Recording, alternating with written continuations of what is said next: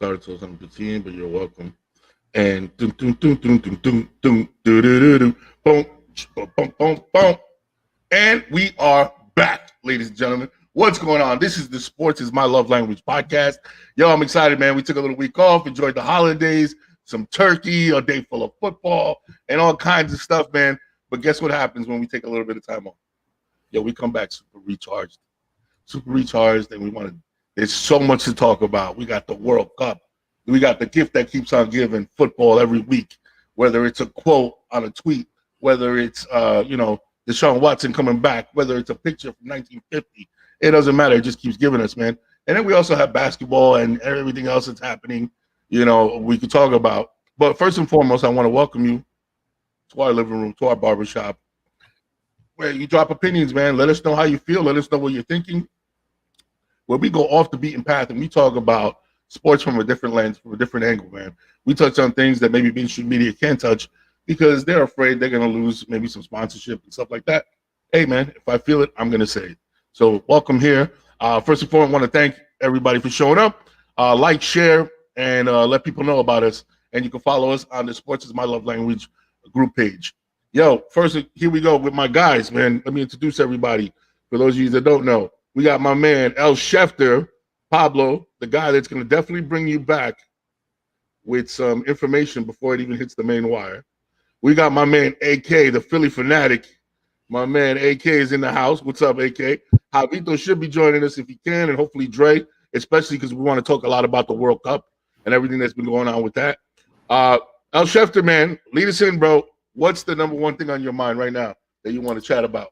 So Deshaun Watson is coming back. Ooh, the elephant in the room. Versus his old team. How fitting that his first game back will be versus his old team in Houston. Really want to talk about first, what do we think, how do we think he's going to look, given how long it's been since he's played, number one, given the team that he has around him, number two, and then just the dynamic around how he's going to be received in Houston by the fans. Are there going to be fans that still support him, or are there still going to be fans that don't like him anymore? They're going to boo him. And then obviously with the aspect that some of those women that accused him of the sexual allegations and the misconduct and everything are going to be in attendance, albeit in the suite way up high that their lawyer paid for. I'm not sure how much of an impact that's going to be to him, but it's a factor in the overall conversation of him coming back. So AK, what do you think? What do you think we're going to see out of him after being gone for so long? Solid running game, decent offensive line, couple receivers that can certainly get open, especially Cooper and Peoples-Jones. I think he'll be fine. There'll probably be some rust. I'm not a fan of Deshaun Watson at all. I never really was a fan, but I'm certainly not now. But is he a good football player? He's a good football player. I think he's going to be fine. They're way too out of the standings, in my opinion, to make any noise this year, but it's actually a good practice run for them for next year. Everybody deserves kind of forgiveness, I guess. I don't think he ever took any responsibility for what he did. I don't know if there's any point going back into that, but no. He's a hell of a football player, and having these couple of games to just kind of get on the ropes, get on the same page as some of the guys who are going to be there next year will be helpful for them next year. Another thing I'll leave it with is the division stinks right now. All due respect to the Ravens. I shouldn't even say that. The Bengals are pretty good too. It's just the Steelers that aren't that good. So maybe that's not fair. But it's still wide open. I don't feel like any of those teams. I think Cincinnati took a step back. I think Baltimore has some issues on their hands, especially holding leads late, being dynamic. So Cleveland should be fine next year. But good practice run for him, and hopefully he changes his ways a little bit. Yeah, this is I want to see what the return on the investment is. It's a big investment on Cleveland. Cleveland basically said, we're throwing the bank at him. We're putting it all on the line. Let's see what happens here.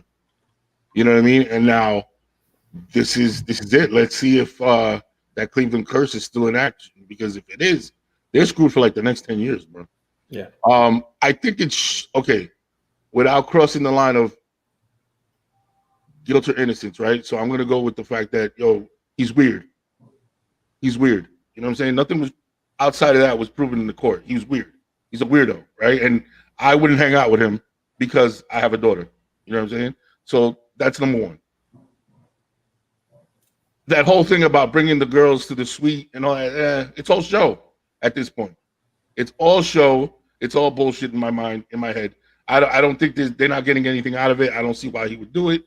It's just further proof that the punishment that the court gives, apparently in this guy's mind, wasn't enough, and he wants to give more, and he wants to kind of like keep him under the court of public opinion. It gets his face on the screen, Mike. What's up? It gets the lawyer's face on screen. Yeah, that's what I'm thinking. I don't think he has the best interest of the women in mind anymore. You know what I'm saying? Because essentially, I don't know, unless I'm completely off on this, and I might be. Aren't you just kind of bringing them to relive the trauma? Kind of like bringing them back to square one to relive the trauma. I don't know. I think it's not my thing, bro. I don't like the way that's playing out. As far as him on the field, I think we have to limit our expectations. He's human, albeit a super athlete, but he is human. So and he's up against other elite athletes. So I think we need to temper our expectations on what he's gonna come with. I don't see him going for I don't see him going over 70% of his passes. I don't see him going for over 300 yards. I don't see him, dropping dimes and touchdowns left and right. I don't see that. You know what I'm saying? I see a rusty guy leading on the running game. You know what I'm saying? Do just a little bit more with his legs than maybe like a Brissett did. You know what I mean? Giving you that little aspect. Maybe that, but that's about it, bro. I don't really see I don't really see it being a story. I'll tell you right now. The NFL, right, is one of those machines that is so loved that once he makes his debut in Texas, and I think this was on purpose, obviously, in about 2 or 3 weeks, it will be a non-story. He'll just be a player that either is up to expectations or not living up to expectations, and that's where it'll go from there. I don't see it like being this huge controversy because this is what they want. They want us to think that people are going to be protesting out of the stadium and that nobody's going to be showing up. It's simply not true. It's just simply not true. We got Hernan. He says he better be ready to play right now because he doesn't deserve it. So the least he can do is ball out. I think that's what everybody believes, bro. I think that's exactly. They need to. If he's going to be a pariah socially, he better at least be a return on his investment. That that money that they put on him, he at least better show up and at least make it worth it. Like people look at it and be like, all right, well, at least I see where they spent the money. They're making the playoffs, going to a championship or whatever. But yeah, man, that's my thoughts on that, bro. Go ahead, Schefter. What's next? So from a football, let me give my my bad. Go ahead. So from a football perspective, I think he'll be fine. They will probably beat the Houston Texans. The Texans are good against the pass. They're terrible against the run. So I fully expect Chubb and Hunt to kind of dictate that game. And then we'll see, where he's at from, continuity with Amari Cooper and Donovan Peoples-Jones. And I don't think Njoku's playing, but, whoever else they got out there. As far as, this with the women coming up to the suite that their lawyer's doing, I mean, really at the end of the day, they're doing it to kind of keep to kind of what you mentioned earlier that, at some point this story is going to go away. I don't think it's going to go away in 2 weeks. This is not one of those where, okay, a player had an off-the-field issue, something minute or minor, and it goes away in 2 weeks. This was 20-something women that accused him of something. So I think part of it is them being there is just to keep that part out there. It's not about Deshaun Watson's comeback only. It's why he's been gone, and to keep that in front of people. Remember why he was gone. Yeah. Whether he's been proven guilty or not, that's irrelevant. I will always sit there and say that it was a mixed bag for me. Based on that, I just common sense dictates to me that it's not all or nothing. It just can't be. Not with that amount of people. It just can't be. All of it is true, or all of it is false. It just can't. It just doesn't. It won't. It doesn't add up to me. But that's neither here nor there. We've talked about that enough.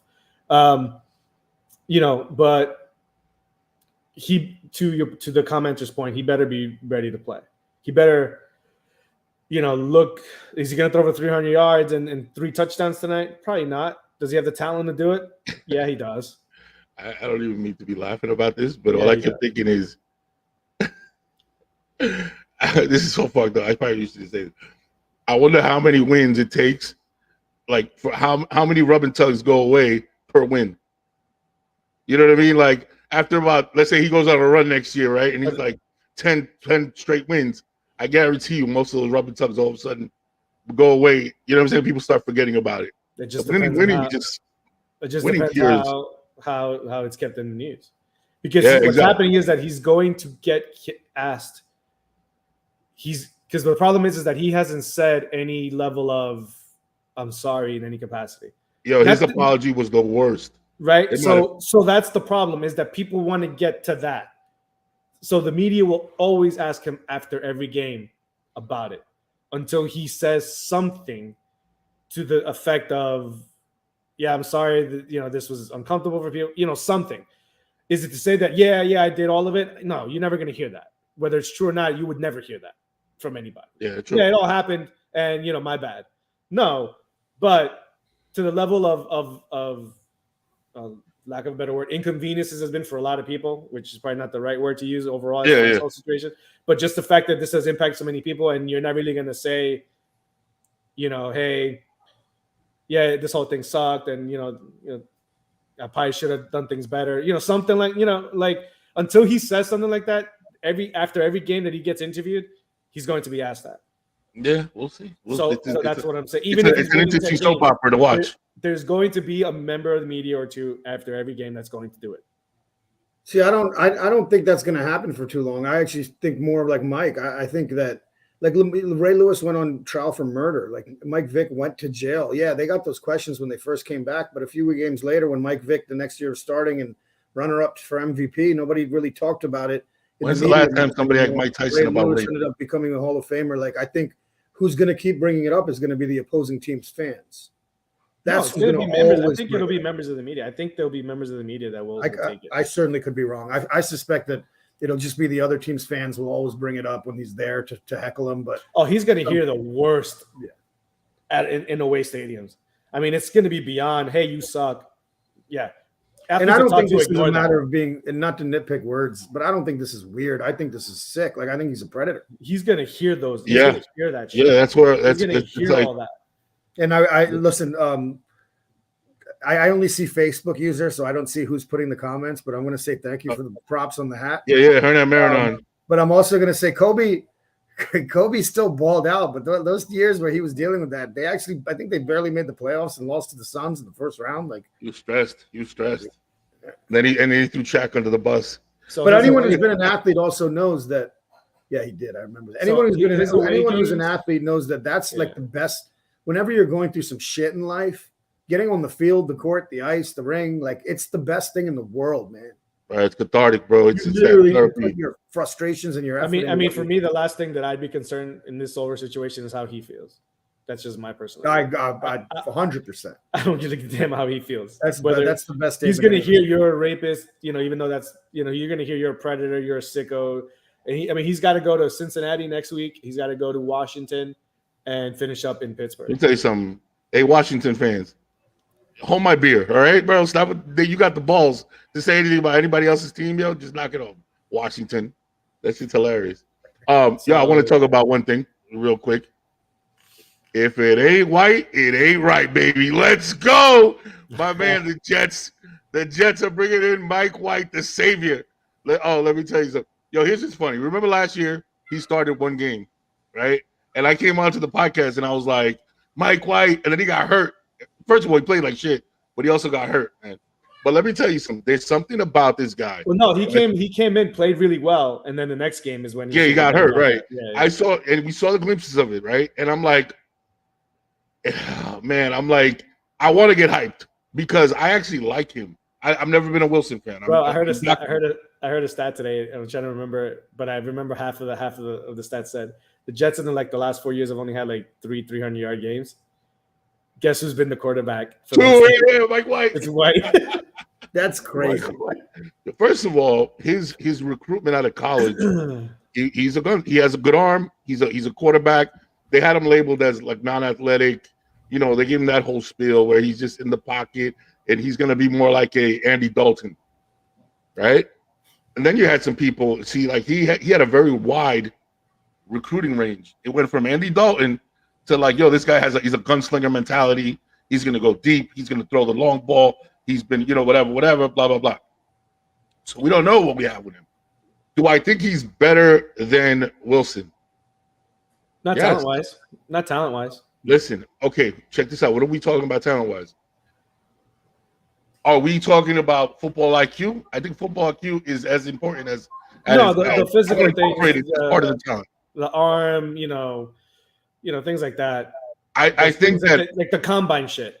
yeah, okay, the combine. Yeah, you're right. What do you call it? Wilson, right? That you What they thought they had with Wilson was they thought they had like an early Russell Wilson type, where he can circle out. He was athletic enough to circle out, get away from the pass rush. He had a big arm, get creative, throw the long ball. Yeah. He's not that. He can't read the field. He's not that. Listen, he's not exactly. He's a guy, and I said this. I'm documented on this. I have it. Facebook Memory is gonna bring it up again, but I wrote it on Facebook. I said, Wilson is a small city, small town quarterback.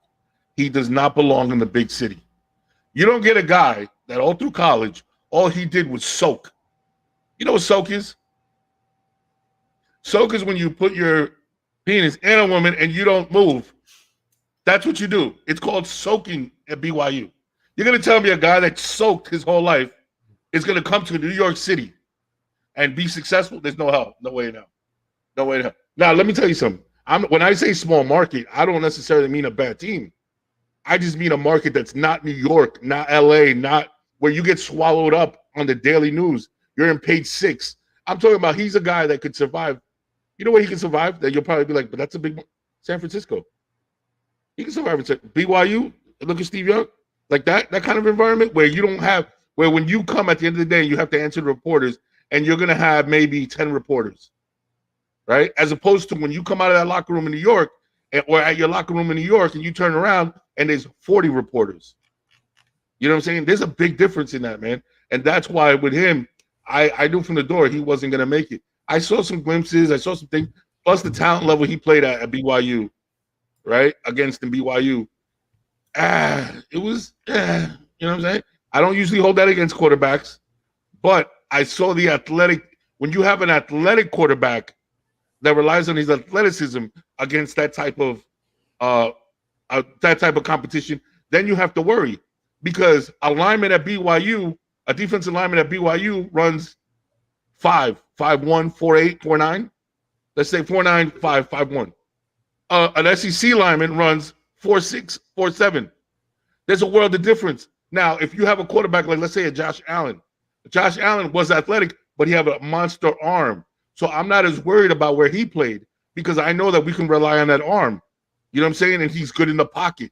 And you see that. So it's not just athleticism.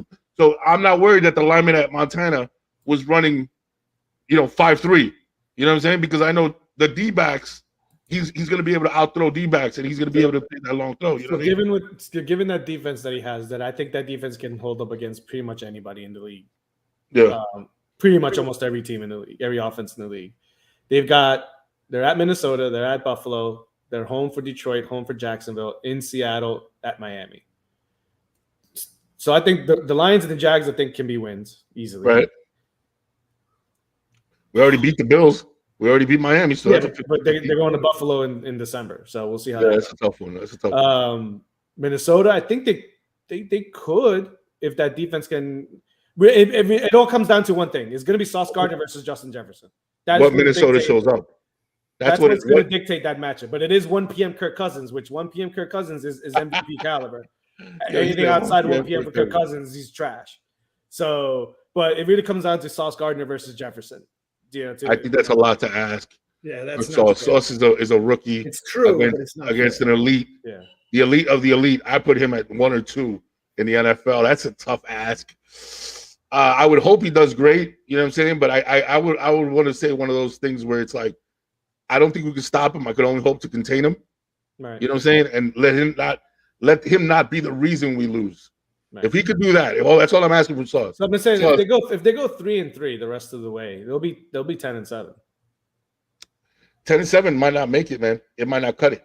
Mm-hmm. Because remember, almost 4 teams are going to make it out of it. It could be a 4-team race. The problem is 3 of those losses, 2 of those losses are to Buffalo and to Miami. They're done.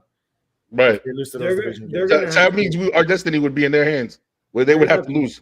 They're gonna have to pinch the Viking on the strong safety, move him up to stop Cook, and they're gonna have to shade the Eagle, the free safety onto. It's almost like maybe put Garner on Thielen and just double cover Jefferson. Double cover, yeah, and double cover Chase. That might be the. Might be a cover 2 shot. They might go. They're gonna have to get creative, man, because I don't think Sauce. It doesn't make sense to me to put him 1-on-1. He's not. That's how they've been playing him all year. He's gonna be elite. He's a very good corner, but we're asking. You don't want to. I mean, you got to adjust. But to Pablo's point, it's also a slippery slope. You kind of want to make like they've been playing well. I hear you, Pablo. My first inclination is to shade to him and double, but I hear you. Javi says, you could still have Gardner on them and just have that safety kind of leaning that way because you're not afraid of Thielen right now.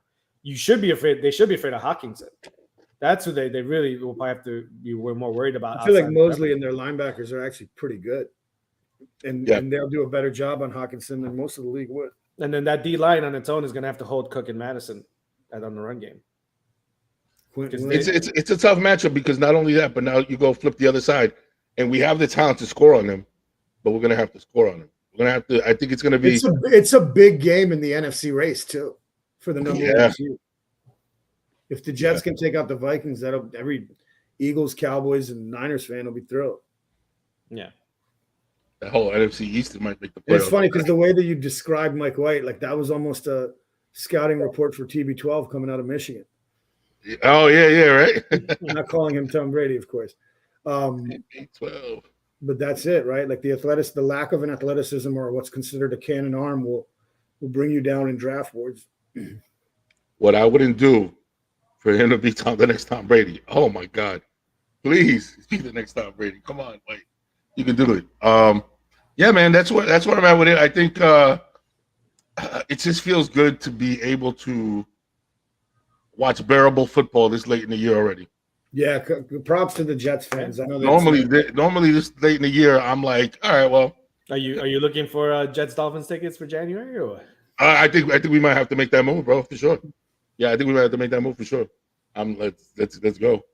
You know what I'm saying? Fucking, I'm in. I'm definitely in for that. Yeah, and there'll be an invasion. Oh, there's always fights. Invasion. There's always fights. I've been to a Jets Dolphins game. There's always fights in that freaking park. Listen, I saw a guy almost get knocked, especially up on top, up on the cheap seats. Oh, dude, I saw a guy get spit in his ear and then almost knocked off of the entire the whole area. I was like, oh shit! Like somebody grabbed him before it because he was drunk as hell. And once he got punched, he went. You know you're bad, right? When you get punched, you don't just go straight back. He went to the right and then back. And my man was like, and I was like, he wasn't the Zab Judah when Costa Zia. Yeah, he had this stanky leg. My man was shaking. I was like, holy shit, dude. Yeah, it was, and it's never like funny. It's never like some rowdy people. It's some guy that during the week he's a dentist, and the other guy works on fucking Wall Street, and they're fighting. They go crazy during the freaking football game because they had too much to drink. And you're looking at them like, yo, what are you guys doing, bro? Like you guys are animals.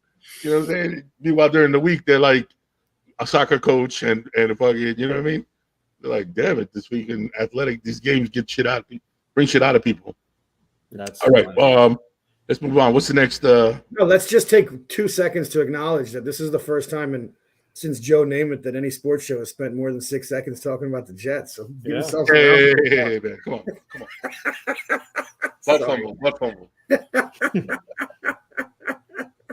Butt fumble. Yeah, hopefully I don't know, man. I'm hoping like that the NFC East is a monster. I mean, the AFC and an NFC East. They're monsters, bro. That's a monster divisions, bro. Who would have thought in the beginning of the year that those would be the power divisions in the NFL? The 2 East teams, yeah. Speaking of the 2 East teams, let's talk about Odell. I don't know. Where do we think he lands? Where do you think?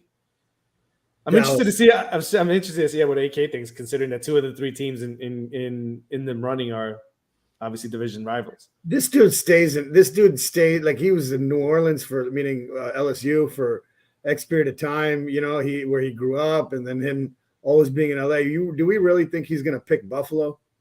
Like I don't. He's going to go to Dallas Cowboys in all likelihood. Yeah, New York is special. So even though the weather stinks in this time of year, it's special. So maybe New York, but I also like if you're really looking at it, I'm assuming he's just going to sign a 1-year deal, right? To ride. No, he wants a multi-year deal. Oh, really? He said that. He wants a multi-year deal. I suspect he'll go to Dallas, and I honestly ain't that worried about it. He doesn't. I mean, he's definitely he can contribute, but is anyone here worried that if he plays your team, he's going to go off? I'm not. He's a part-time football player coming off a major injury. Remember, this is the second ACL. I'm going to say this about him. I think I'm worried. I'm worried that, for instance, Dallas. Dallas is a team that they're moving at a decent pace right now. They're looking okay. They're looking pretty good. You bring in a player like Odell. Does he add to your chemistry? Because he's not coming in to be a decoy. He's not. You're going to have to create some plays to get to him. He needs that ball. He wants that ball. And if he doesn't, there comes the attitude. You know what I'm saying? So I'm like, but he went to a Rams team last year that everybody knew where the ball was going. Yeah, he went to a team it worked, and it worked fine. He was happy with just a couple of catches a game. Yeah, I mean, what I was interested to see how it was going to be if Robert Woods hadn't gone down, because obviously they signed him, then Woods went down in the very same week. They didn't sign him because Woods went down. He signed first, so they were going to be a three-headed monster with that team. But then unfortunately Woods went down. Does Dallas need him? No, Dallas doesn't need him. They just want him. And you know what? And I think it's because they're create a matchup nightmare. But they're as an organization, they're desperate to win. You know what I'm saying? Yeah, but if one of their receivers go down, they need him. They have no depth there. Yeah. No depth. Yeah. I mean, James Washington is coming back. I mean, he was a good third wheel in Pittsburgh. I'm not saying he's going to change the world either, but he's George Washington. So I mean, he's gonna be back. So they were gonna have quality just at different levels, right? With CD being the top guy, then Gallup too.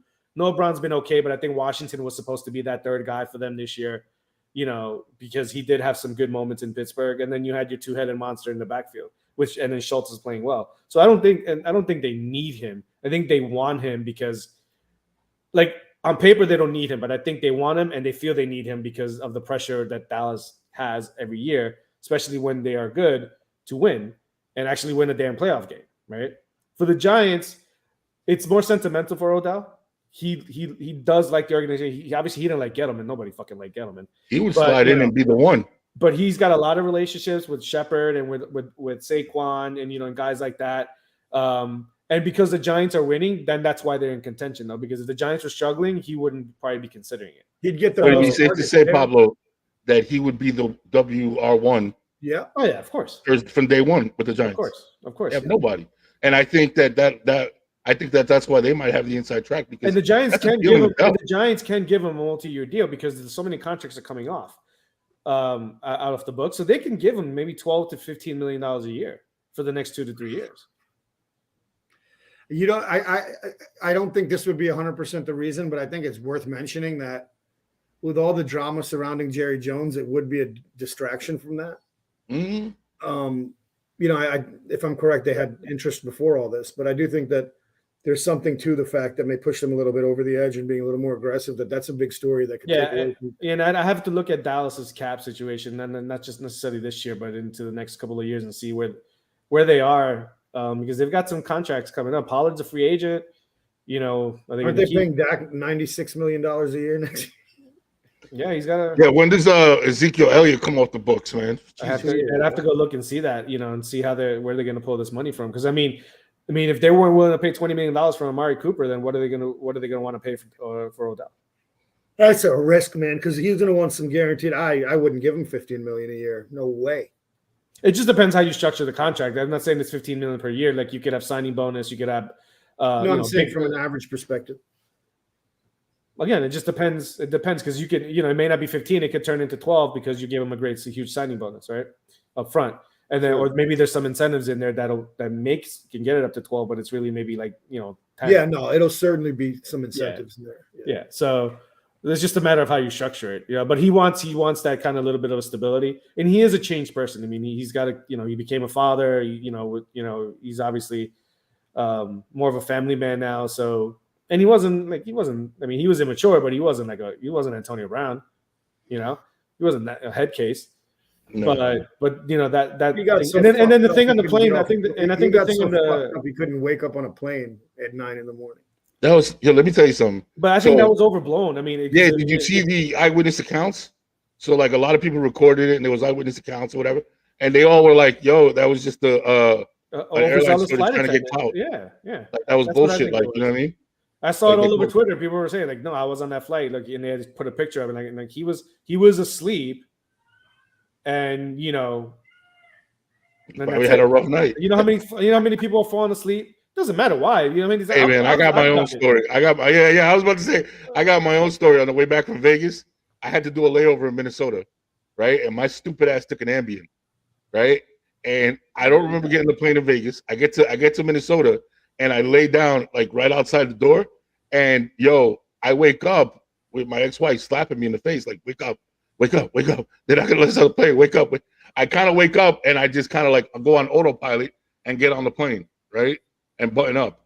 Yo, dude, I do not remember getting on the plane from Vegas all the way to Jersey.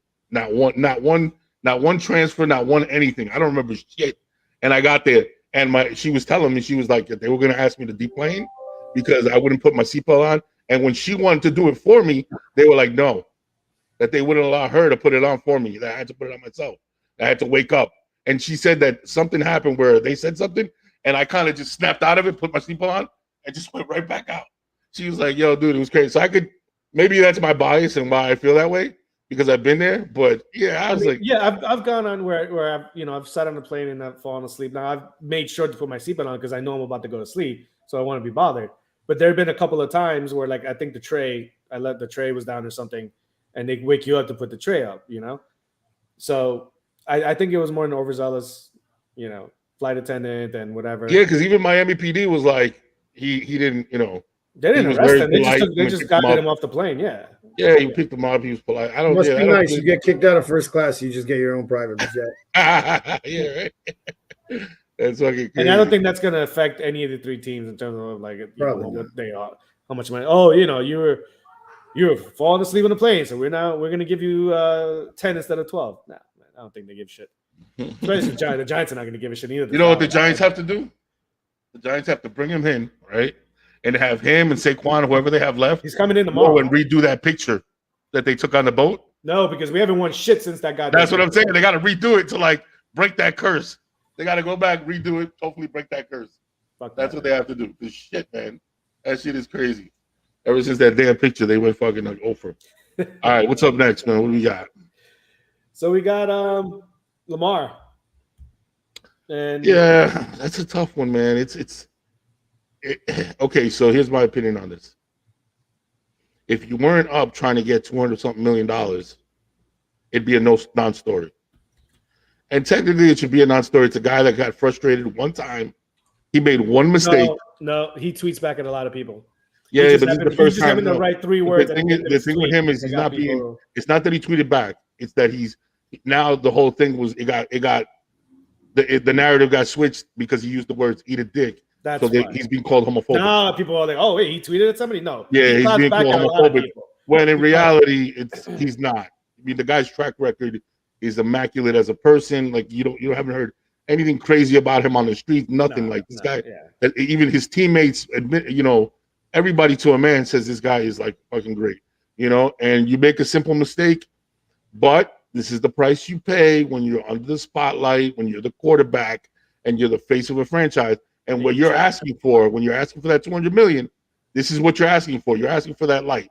And if that light is going to be shining on you, you better know how to act. And he's representing himself, so he don't got nobody there to. Yeah, to kind of like buffer that for him. Hey, so. But to me, it's a non-story, bro. I'm like, But I mean, no other quarterbacks. quarterbacks behave like that, so that's kind of the whole thing. You don't see other quarterbacks in the NFL just clap back tweeting at anybody. Forget about what they're saying. It's just the fact that they're tweeting back at, then you don't. I have yet to see any of the other starting QBs. Yeah. I think it's a generational thing. He's Eat a dick is No, even Kyler the Murray. young ones. I don't see. that. Like you say that to straight. Kyler people. Murray's playing Call of Duty. He's not even tweeting nobody. You said what? AK? I said I feel like eat a dick is just something that the people said when they're upset. Yeah, it's a slang. It's a slang. It's always been a slang that, I fuck don't off, think it's right? specific. I don't think he Yeah. thought the guy was gay or whatever. No, No, not at all. Not at all. Yeah, you just dick. Yeah. Get the fuck. Or go fuck It's like- yourself. You know what I'm It's saying? like get the fuck. Yeah, go fuck yourself. Get the fuck out of here. That's what it is. And it's just such a sad day when people grab something so serious and use something like this to represent that. But even if you said go fuck yourself, you still don't see other NFL quarterbacks clapping back at people to tell them go fuck yourself. You're supposed to be I'd have to look because I'm pretty positive. and if Kyler Murray is the first one coming to your name, that's not a great example. So, Yeah, Kyler Murray. There's guys that do. I'm I ain't see Joe the social Burrow media yet. thing is very tricky. That The reminds social me media of thing is very tricky. And what I do think it speaks of, I think it speaks to the fact that when you have a really, really good guy, that now the pressure that speaks to the pressure getting to him. Yeah. It's Like, getting you to don't him. want now. to be You know what I'm like saying? you don't want to be in that realm of KD where you just fucking clap backing at everybody that says something Right. negative about you. You know what I'm saying? You don't want to be that. You don't want With to the be that. burner, you got a fucking And have a burner. burner because you're sensitive to every little thing that people that you should not give a fuck about are saying about you. the Yeah. go Yeah, and fuck I think yourself.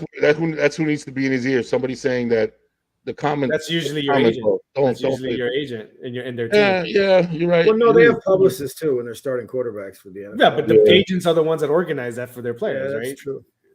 I mean, when you say "go fuck yourself," it reminds me of that old coach speak where it says, "Procrastination is like masturbation. You only end up fucking yourself." Yeah, right. And That's it's actually true. pretty good. Put that on a t-shirt. Procrastination. I'll wear it. I'll wear it. So the other thing we wanted to talk about outside of the NFL, quarter of the NBA season has gone by. What do we think? What do we think what's going on here? What do you guys think of Ben Simmons balling? Well, he's hurt now, so, so he's hurt. But he hit that court. He was balling there for a minute. It took him a while. Yeah. It He took him a seemed like while. he's his old self. I was like, whoa. Did So I who do we, see the stats doing? Who do we got early season MVP candidates for you guys? Yeah, I think that's Luca. There's no other candidate. Like Oh, obviously my God. Tatum is. I'm being a Tatum little is exaggerated. But balling right now, man. there's Luca. Luca has put up he's not just put up numbers. Look at his team, like that guy, and they're not even in playoff position anymore. But like That's that guy, that's where I kind of hold it against him. that guy is something else, man. Right And now, Giannis, What about Steph Curry? Yep. Steph Curry dropping 50 for like. he's got to Yeah, be yeah. like leagues ahead of everyone else to win because he already has a couple. Yeah. I think because the other players are struggling and he's still balling out, kind of maintaining that team at 500. Because, Portland and Golden State are at 500, right? 10 and 10, 11 11. Golden State's eighth seed right now. Dallas is 11th. So, whereas Boston, Tatum is balling out and they're 18 and 4. They have the best record in the NBA. So, if I have to split hairs, if you told me, hey, who are you giving MVP to right now? Well, I can't argue with who's like, they're all balling out in their own. You go 18 and 4. You got to go for team. Yeah. So what do I have to use as a side factor is, well, how's your team doing? Well, if you got the best record in the league, well, I think that's going to kind of do, at least for me, that's kind of my tiebreaker right now. Because if you want to sit there and we're going to judge basketball acumen, stats, 3 points, free throws, and whatever, they're all balling. They're MVP candidates for a reason. You know what I'm saying? And they're all different style players. So we can't hold them to the same level of standard. Luka is a scorer and he's a distributor, but he's not really much of a defender, right? So Neither is Tatum, that's what I'm saying. But like those kind of nitpicking at that, you're never going to get to to an agreement with anybody in terms like that. So then just have other separate tiebreakers of how your team is playing. But so then as far as like right now, like in the East, it's Boston, Milwaukee, Cleveland, Indiana, Philly, Atlanta, and then Toronto and Brooklyn are the 8th seeds. We think Indiana will fall. You think? 100%. Brooklyn will rise. Atlanta will rise. Wakanda will rise. All right. What about the Philadelphia 76ers, Part one is man? better than part two. Just for What's up with the Philadelphia? Harden's coming back soon. He's coming back against Houston, I think, on Friday, Yeah. tomorrow or Saturday. Yeah, it's Houston. You think they're going to rise? I mean, if you say the Pacers will fall, so they'll drop out of the 4. Yeah, So- I certainly think Atlanta's going to get better. I certainly think that Brooklyn's going to get better. I certainly think that Philadelphia's going to get better. I think Miami will get better. I think there's a few. I just saw a crazy stat. I didn't know that Josh Allen leads the league in interceptions. or takeaways. Yeah.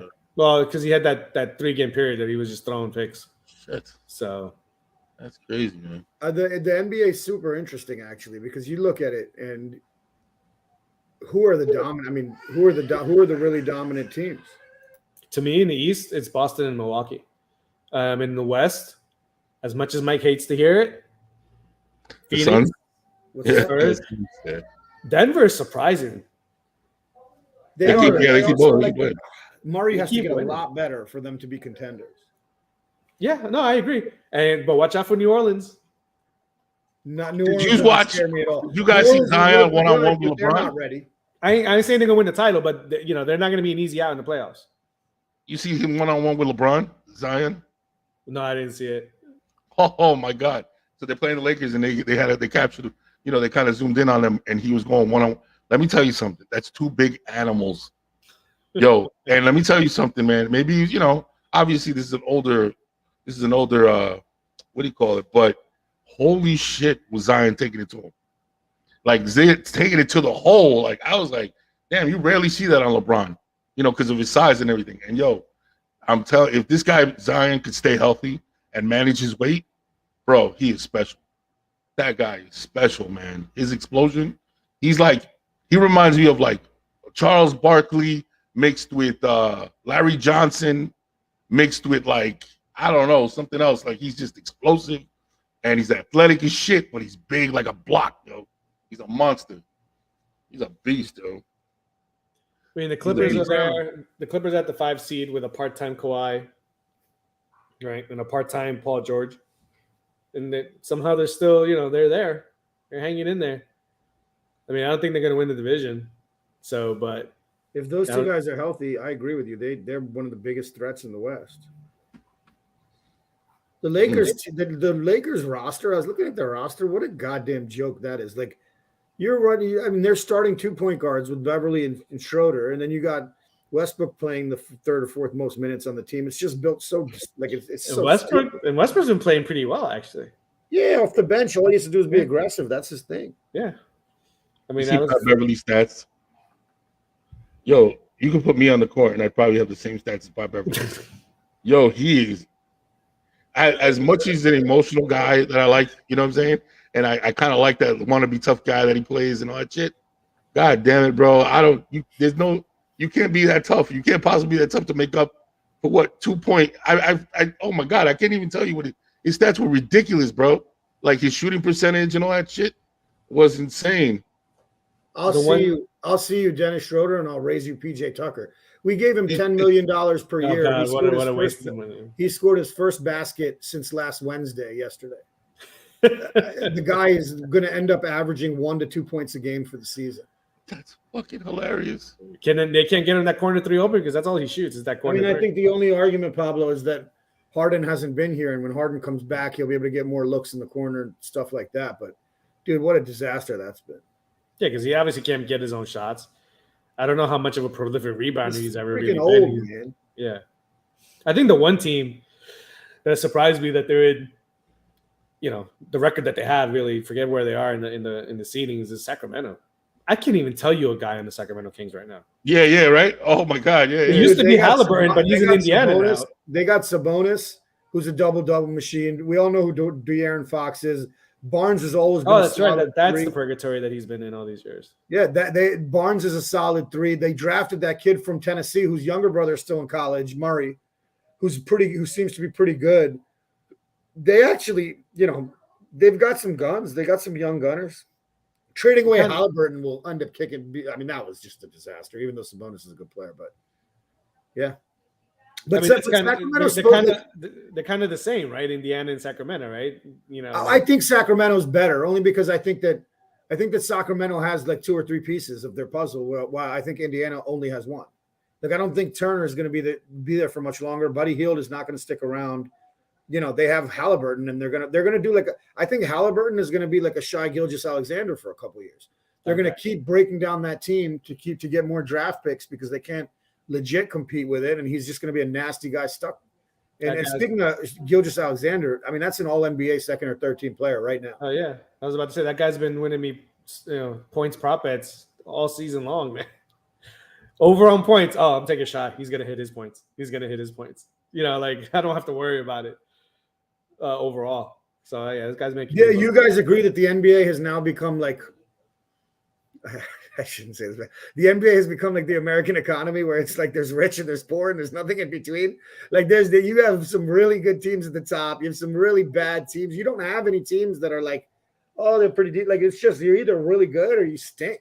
Toronto's You kind don't of have maybe Toronto's been that team. Like they're always Toronto. Miami. Yes. I said Miami. No, that's Well, true. Miami's different because they've been really good. They made the conference championships and they made the championships. I think they're underachieving at a 10-12 record. I think it's designed that way. Like if you don't make the playoffs, you have to be trash.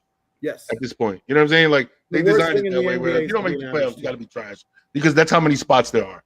You know what I'm saying? Each spot, there's enough where if you're even a decent team, you should just slightly above 500 or 500 or better, you should be able to make it. You know what I mean? So it's not coincidental that teams that are not making the cut. What about Memphis? What do we think of Memphis? Fourth in the West right now. Anything with John Morant, bro. I love that kid. Are they a factor though this year in the playoffs? Yeah, I think because they were a factor last year. Yeah, they're gonna be. Are they championship contenders? Nah, they're a playoff team. They're a big guy away. They need that enforcer. Bro, they have Steve Adams. I love Steve Adams, though. I do. I love Jackson. And yes. I'd like somebody to argue with me that when healthy this year, look at the way he's been playing. When healthy this year, Bane is a top 3 to 5 shooting guard in the entire NBA right now. I wouldn't debate you on that. I'll totally agree with that. So I mean, and Brooks can fill it up. So yeah, I think healthy, they should be ready to compete now. They didn't run last year, man, and now they're more mature and they got a taste. So why not? That's why I was asking it, because you're right. They were a tough out last year. You got that experience, and another year together. With that group. How old is Devin McCourty, man? They got the new Black Jesus, yo. Devin McCourty might be 45 years old. Oh, shit. He's a Rutgers guy. Him and his brother went to Rutgers. Yeah, they went to Rutgers. Yeah. Oh. And then no surprise, Minnesota, 500 team. I think they're doing better than we thought they would with having 2 Twin Towers in the league where not having 2 Twin Towers matters. The most interesting part about that is that they're now where at first it's like, all right, yeah, no, this is gonna work. This is gonna work. Now when you interview Edwards, he's like, yeah, we have no space. Like I can't cook. I don't have space to move. Yeah. They're better when they go short. Dude, Cat is so frustrating because he's a Jersey guy. His family's actually from Camden originally, I believe, or I know he grew up in Central Jersey. I think he was from South Jersey, but he's just so he doesn't seem to want it. He seems like the type of guy who's happy to get paid, drop 20 points. And I mean, prior to the pandemic, do we think what happened to his family is still messing with him? I think so, but he was. I think it's hard not to. He was not a killer before that. His numbers in the playoffs were. But he was always consistent and good. Not in the playoffs. Go back and look. Well, yeah. He would get 4 points, 5 points after he's averaging 23 during the year. He's.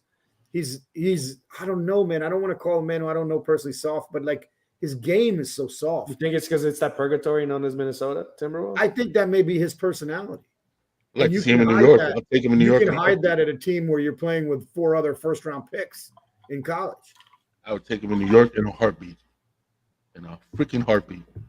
If you want to talk about the NBA season, if you want to talk about the Knicks, I'm not sure there's a bigger story than the fact that they royally fucked up by not getting Donovan Mitchell. When you look back at that was a cardinal sin. Yeah, he's playing out of his mind. And we have a point guard now. Imagine that backcourt. Right. Brunson and Mitchell. That backcourt would have had you, easily in contention. Yeah, in contention. Because then our backcourt guys can play their real. You see, we got what's his name playing the 1 or 2. Oh, not position wise. The train like the 1 or 2 guy. What's his name? Barrett? In contract. Barrett? No, power forward. Randall. We got him playing the second best. You know what I'm saying? He's the second best player on the team, ball dominant kind of guy. Yo, imagine having Brunson, Mitchell. Robinson, now you could put Randall, to the position where he would be successful, where he's a guy that cherry pick, take the rebound, let's get you. get you involved in the offense kind of thing, as opposed to trying to run the offense through you. You know what I'm saying? That's not going to happen. And then RJ Barrett is, man, me and Javi been going after him for a minute, bro. It's just he either gives you the quietest 18, 22 points ever, or he just doesn't show up.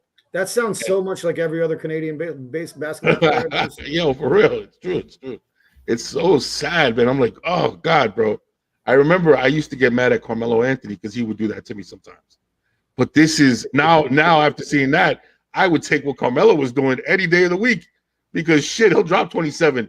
This guy will get to 22, 24, and you'll be like, oh, he scored 20. How the hell did he? When was he even in the, like, you don't see him in the game action where he's a killer at a crucial point in the game, and I can't stand that, bro. Because I'm like, we didn't pay you that much money. Yeah. For that production, bro. We paid you to be the guy that says, hey, give me the ball, 2 seconds left. I'm taking that shot, and he's just not that guy. He's not built that like that. Last team I wanted to ask you guys about, Cleveland. Yeah, I was about to talk about them. We knew they were going to be good. We know they were going to be good. Mm-hmm. But are they a factor in the East? Yes. Top 2 or 3 backcourt in the entire league, arguably the best. And with all due respect to Murray and Trae Young. Evan Mobley, top 5 young big man in the league. Jared Allen, top 5 center in the league. You can, at your 3, you can go between LeVert, who's a stone cold scorer, Okoro, who's a nasty defender. They're going to have some depth issues if Kevin Love is not healthy. He's a big piece of that bench. But they have enough guys who are ball dominant. They have enough guys who could create their own shot. They have enough guys who could rebound. They have enough guys who could play defense. And I actually hold their coach in pretty high regard. I think he's a good one. He's been around basketball since he was born. So I think that team is for real. I think they match up really well with Boston and Milwaukee, man for man. Overall, now, it's just a matter of come playoff time. We got to see. Can Tatum take the ball? I wouldn't be surprised. Be candidate. We know Giannis can, right? Yeah. Like he'll definitely, take the ball and do something with Tatum. But Cleveland won't be afraid. Well, we know Mitchell can. He already did it. He went 50-point game for 50-point game with Jamal Murray in the playoffs. Yeah. I wouldn't be surprised if we get to the point where they're a lot like what Memphis was last year, where they have to get a taste. Let them get that taste first, and that disappointment, because it doesn't just, the talent isn't enough to get you out through the playoffs. You have to have been there. You have to have the lights. You have to be able to perform under that. I want to see Cleveland get there. Maybe make a little noise in the first round, but I think that this is going to be a stepping stone for them. I think this will be a stepping stone for them. They have to get that taste first. I would agree because this is the first year that they're together. But what I will say is, the comparison to Memphis, I think, is a good one. But I would say talent-wise, they're a little better than Memphis, just as a whole, right? As a group. Now, I'm not saying that maybe that they're better than Ja one individually. There's anybody there, but as a whole, I think they're a little better talented, and I think they might be able to maybe take out either Boston or Milwaukee, depending on who they would meet prior to a conference finals, right? Because they would have to go through one of them to get there. So I'll say this: let's run a scenario. Cleveland, Miami. They beat Miami. I think they beat Miami. Oh, of course, Miami's not even the playoff. Cleveland, Toronto. Cleveland, Toronto. I think they beat Toronto. Cleveland. That's what I'm saying. Like, you go how about Cleveland, Philly. I think they match up well with Philly, bro. I think unless James Harden, unless we get like a 5 years ago James Harden. They match up really well. And I think Pablo made an awesome comparison. That you look at Memphis, nasty backcourt. I should have mentioned their backcourt is in the league, just like Cleveland. Mm-hmm. You look at Memphis, they got Jaren Jackson, where these guys got Evan Mobley, which is a very, very good comparison. Then a Steven Adams and a Jared Allen, very good comparison. Mm-hmm. And then like LeVert and Brooks, they're just scorers. That's actually a really good comparison. The only difference though is what Cleveland has this year that they didn't have last year is they have their best player has tasted the playoffs many times. Yeah. And he's hungry. Yeah. That's what I think. I think that might be they're like older in that sense. They're more mature. So maybe when your leader is more mature, but is that enough? We'll see. I think they beat Atlanta with no problem because Atlanta just has nothing in the front court. I mean, you don't like Capella and Collins? Capella. We've been trying to trade Collins for like 3 years. Every year, Collins is up. I even sent it to you guys one time. Hey, look, Collins is You know, Hey, like, maybe you could compare the Cavaliers to the Miami team that made it to the finals, because from what I understand, living in Cleveland is just like living in a bubble. Wah, wah, wah. I really hear it's like the most boring place to go out all over the country. And that was my analogy. Like, Oh yeah, you're not staying up till 3 a.m. in Cleveland. Cleveland rocks. not unless you forget your keys to your house, then you'll be Correct. outside at 3 a.m. because nobody else is out there. Yeah. But yeah, it's gonna be interesting. You know how this next quarter of the season before the All-Star game goes, and Yeah. then see how things shift. You know, I Maybe still one of think these weeks we'll give the people our way too early all-star starters. Yeah, Oh, that'd be dope. Yeah, that'd be dope. I mean, to be honest with you, I think right now it's a 3-team in the race in terms of the Wait, in the overall East? NBA. No, overall in the NBA. Oh. I think it's just Boston, Milwaukee, and Phoenix right now. I mean, I just I really can't. Some of these are young teams, that are getting the taste of the playoffs. We'll see how they react. Mhm. I expect Philly to be better. Obviously, as the season goes along. I don't know about Brooklyn, man. They got to get this. I mean, they're looking better. Don't get me wrong. So we'll see where they are. By the All-Star break. By midseason. Their talent wise, of course, they have the capability. If you've got Durant and Kyrie, and you got a Ben Simmons that actually is playing really, really well, and not need to be the main guy or anything like that, they're going to be a pain in the ass, to beat, especially if they're right now they're the 8th seed. It's going to be a problem for Boston. But for right now, I just think it's just those 3 teams right now. If you were telling me, who are championship contenders, it's those 3 teams right now, for sure. Look at the Dawn MVP. Danny says, "Look at the Dawn MVP." We said that, yeah. That's what we kind of like. He's that guy right now. Who was the other guy we mentioned? It was him and it was somebody else. We said Steph. We said Tatum, Giannis. Tatum was It was Tatum and Luka. Yeah. Devin Booker's going to get some looks if he keeps balling the way he is too. All right, a little bit of let's talk a little bit of World Cup, man. I wish Javi and Dre would have been on right now. That would have been, just to touch on it, obviously, because I'm not an expert. I don't think anybody else, but if anybody in the audience, wants to chime in and let us know what they saw, listen, I've been balls deep into it. I think it's fascinating what's going on. A lot of underdog stories. Like today, we had Japan beat Germany. You know what I'm saying? They beat Spain to get in. What do you call it? Knocking out Germany. What do you call it? I mean, Saudi I thought Arabia won a game. Obviously, like I mentioned before, I've had joke around about soccer and all that, but I've also said I've been on the record to say the only time I ever pay attention to soccer is during World Cup, specifically for U.S. and Costa Rica. But I know that they're typically not going to go far. So once they're out, all right, do I have a Brazilian friend, an Argentinian friend, or whoever? I'll root for you. But I'm happy for the U.S. They got out of the. Danny says Mbappe is going for the gold. Yeah, man. Somebody else just tied him today for the most goals. Who was it?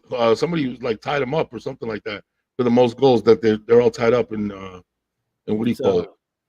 But the U.S. plays really good defenses from everything that I've read and seen and heard people talk. During the half times and all that. They play really good defense, so they can kind of give almost any team a problem. So we'll see how they do against the Netherlands. They're obviously an underdog against that. Surprised that I saw that obviously Germany not making it. I mean, that's a huge shocker, I think, right?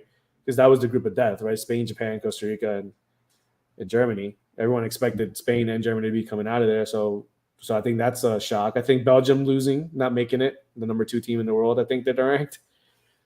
They're out. So we'll see. Argentina recovered, from their first embarrassing game that they got beat. And I don't know if they're still the favorite. That's why we need Javi and Dre, because they'll know. But we'll have them when it counts. When now we're getting to the. But round 2, round of 16.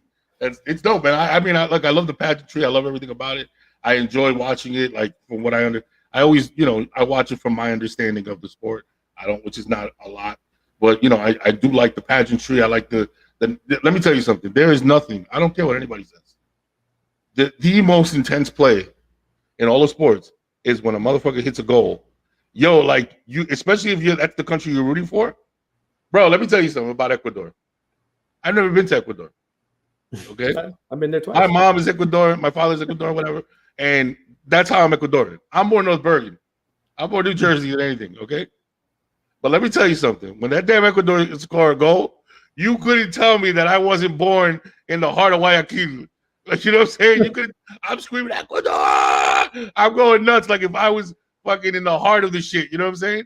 It's crazy. It's crazy. But same thing with the U.S. Same thing with the U.S. Man, the U.S. scores, and I'm going nuts. I'm like, holy shit. And you're like, yo, no other sports involved. Yeah. When I was watching the Iran game, a couple of days ago, right? And they were saying it on TV. They're like, okay, the U.S. is up 1-0. They better get ready because towards the end of this game, Iran is gonna bring it because they need that tie. They were just gonna bring everything. And I found myself obviously, like I said, I don't know anything about the specifics of the strategies and the movements and all that, right? All I know is, fuck, bro, they're coming. They're coming. And they keep coming. Like, clear the fucking ball. That's all I knew. Clear the ball. Just clear the fucking ball. Get it away. Yeah. And then they're like 9 minutes of extra time. I'm like, dude, is that a lot? Danny says he has to watch it in Spanish. Those announcers. Yo, let me tell you something. I saw that on TikTok the other day, right? So this is what it sounds like in English. Ronald sends it over to Hector. Hector to Jonathan. Jonathan on goal. Wow, what a goal! Wow, fantastic, guys. That was amazing. You know, when Ronald was in high school, right? Then you got the Spanish channel. Hector to Roberto. Yo, this motherfucker sounds like he's about to rip his shirt off and go running naked through the quad. You're like, holy shit, bro. That's why, like, I watch it in Spanish. I can't watch it. I get freaking, what do you call it? Yeah, for sure. All right, guys. So, before we go, I saw our buddy Tyson got in probably a little late talking about Vikings about to beat that ass this weekend. Would you like to? Yeah, we'll see. We'll see. If it ain't White, it ain't right. Let's go, Mike White, baby. I'd like to know where Tyson was the other day when we were doing our college football thing. That's what I like. Yeah, I know. Hey, Ty, man, what happened, bro? All right, guys. So, real quick, scores of the game, and then we'll wrap it up. Yeah, I was looking. Akil, what do you got? Buffalo versus New England at New England. It's in New England. I'm taking Buffalo. Buffalo. Okay. Yeah, I'm taking Buffalo 27-14. I think they're going to beat them pretty handily. 27-14. Okay. I think the over/under is 44. So you got it what under? Right? Am I right? Yeah. Okay. Pablo, what do you got? Yeah, I'm in that same range with Akil. I think it'll be like 27. I'll go right at the spread, 27-17. I think. Isn't the spread 3.5? Plus minus 3.5 Buffalo, yeah. No, well, I mean the total. You mean the over under? Yeah, the total point. Yeah, over under 44. 44. So I'll put it right at that 27-17 Buffalo. Okay, I don't think it's even going to be that. History dictates that this is a very low-scoring game in Buffalo, just like it was a couple years ago. And they say the wind is insane. Mac Jones threw the ball twice? 4 times. 2 years ago. Last year when they played in Buffalo. Yeah. There's nowhere near. I don't think they get anywhere near the under of 44. I mean the over of 44. I think there's somewhere Buffalo 20. I'm gonna go. I don't believe in their offense at all. To be honest with you, I'm gonna go New England 14. Let's go 14. So 2014, I got it at. Oof, that's gonna be a boring game. Yeah. Oh, so we'll see. Maybe a defensive struggle. All right, ladies and gentlemen, I want to say thank you very much for joining us tonight, for commenting, for stepping into our living room, stepping into our barbershop. I am your host of the Sports is My Love Language podcast. I am Dropping Dimes, a.k.a. the Hopeful Romantic, a.k.a. the Feminist with Chauvinist Tendencies. And I got my man, El Schefter, my man, Pablo El Schefter. I got my man, A.K., all up in the house. And like I said, man, we want to say thank you. The 2 most important days in your life are the day you were born and the day you discover why. Ladies and gentlemen, once again, thank you for joining us tonight. And I hope you join us again next week and the week after that for Walking in Our Why. Have a good one, people. Take it easy. Peace out. Peace.